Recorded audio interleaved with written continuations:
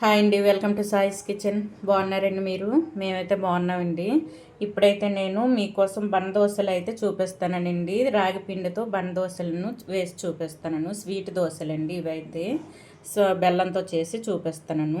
దీనికోసం అయితే నేను ఒక మిక్సింగ్ బౌల్ తీసేసుకుని ఇందులో 1.5 కప్పు వరకు రాగి పిండిని అయితే తీసేసుకుంటానండి. 1.5 కప్పు వేసుకుంటాను. దీంట్లోని ఒక 3/4 కప్పు వరకు గోధుమ పిండిని అయితే వేసుకోండి. ఇందులో 1 కప్పు గోధుమ పిండికి కప్పున్నర రాగి పిండికి ఒక 3/4 కప్పు వరకు బెల్లాన్ని అయితే తీసేసుకుంటానండి.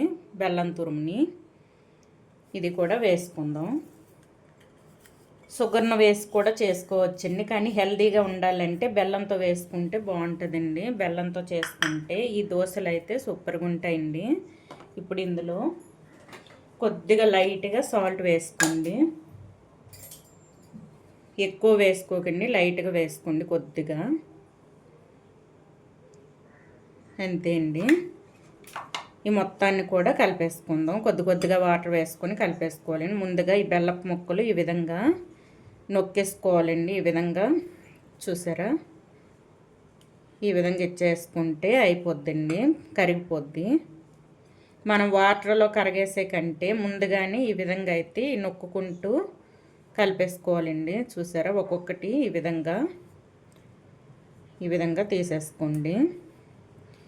మొత్తం ఈ ముక్కలు ఎక్కడ లేకుండా ఈ విధంగా చేసేసుకొని మీకు కావాలంటే మిక్సీ పట్టుకోవచ్చండి. మెత్తగా మిక్సీ పట్టుకొని మరొక వాటర్ వేసుకొని కలిపేసుకోవచ్చండి. మీరు చేతితో కలిపేసుకుంటాం అంటే ఈ విధంగా ముందుగా మొత్తం కూడా బెల్లపు ముక్కలు ఎక్కడ లేకుండా ఈ విధంగా చేసేసుకోవాలండి మొత్తం కూడా. ఇప్పుడైతే ఇందులో కొద్దిగా వాటర్ వేసుకుందామండి. చూడండి, ఈ విధంగా బెల్లపు ముక్కలు ఎక్కడ లేకుండా ఈ విధంగా అడుచుకుంటూ నలిపేసుకోవాలండి. మొత్తం ఎక్కడ ముక్క లేకుండా ఈ విధంగా నలిపేసుకోవాలి.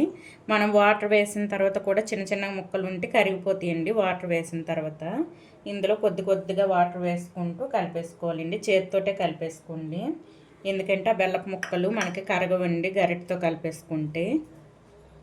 ఇప్పుడు ఇందులో ఈ విధంగా కలుపుకుంటూ కొద్దిగా వాటర్ వేసుకోండి.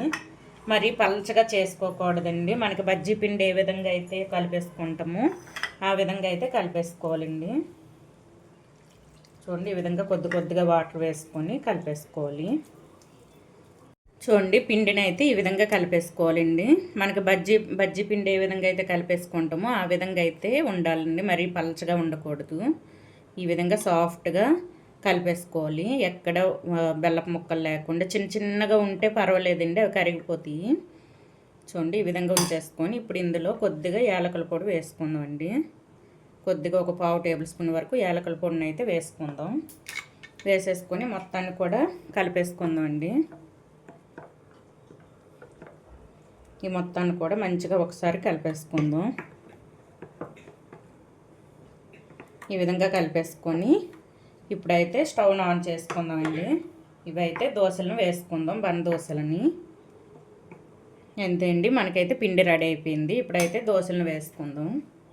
చూడండి, స్టవ్ ఆన్ చేసేసుకొని ఒక ప్యాన్ పెట్టేసుకొని ఇదైతే వేడి చేసేసుకున్నానండి. ప్యాన్ అయితే మీ దగ్గర దోశల ప్యాన్ ఉన్నా పెట్టేసుకోవచ్చండి. నేనైతే ఈ ప్యాన్ పెట్టేసుకొని కొద్దిగా ఆయిల్ వేసేసుకున్నాను.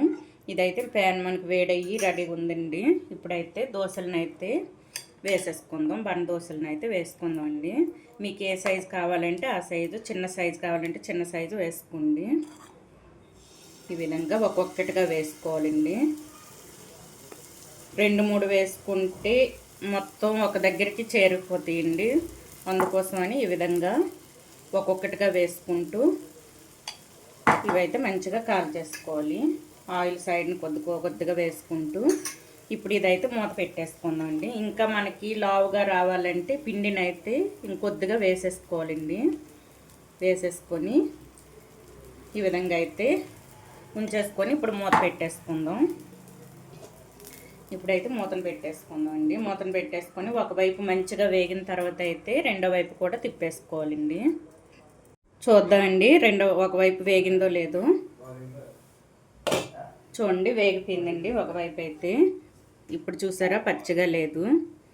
ఇప్పుడైతే రెండో వైపు తిప్పేసుకుందాం. ఈ విధంగా తిప్పేసుకొని రెండో వైపు కూడా మంచిగా కాలాలండి. మనకి లోపల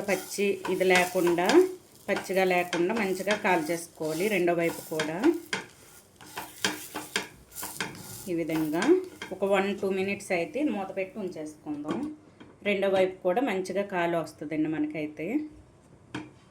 చూడండి, ఒక 1-2 మినిట్స్ అయితే అయిందండి. ఇప్పుడైతే మనకు బంద్ దోశ రెడీ అయిపోయింది. ఇప్పుడు ఇదైతే తీసేసుకుందాం అండి. చూసారా, మనకి రెండు వైపులు కూడా మంచిగా వేగింది. ఇప్పుడు ఇదైతే తీసి ప్లేట్లో పెట్టేసుకుందాం. సేమ్ ఇదే విధంగా అన్నీ కూడా వేసి చూపిస్తానండి. చిన్న చిన్నగా వేసుకొని ఇవన్నీ కూడా ఇదే విధంగా వేసేసుకుందాం. చూడండి, మనకైతే రాగిపిండితో చేసిన బన్ దోశలు అయితే రెడీ అయిపోయింది.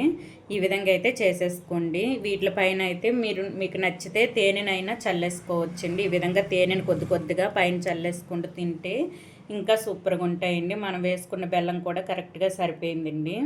ఈ విధంగా అయితే సింపుల్గా ఒక 10 నిమిషాల్లో అయిపోయి ఈ రెసిపీ అయితే మీరు ట్రై చేయండి. ఇంట్లో టేస్టీగా ఉన్నాయండి. ఇది హెల్తీ రెసిపీ కూడా ఉందండి. ఇది పిల్లలు ఎన్ని తిన్నా సరే ఏమవ్వదండి. ఇది హెల్త్కి ఇది చాలా మంచిదండి. రాగి పిండి మనం గోధుమ పిండి వేసుకున్నాం కాబట్టి ఇది హెల్త్కి చాలా మంచిదండి. ఈ విధంగా అయితే చేసి పెట్టండి. చిన్నపిల్లలకైనా పెద్దవాళ్ళకైనా ఈ విధంగా ఎన్ని తిన్నా సరే ఏమవ్వదండి. ఇవైతే పాతకాలం రెసిపీ అండి. ఇది పాతకాలంలో ఎక్కువ ఈ విధంగా చేసుకునేవాళ్ళు.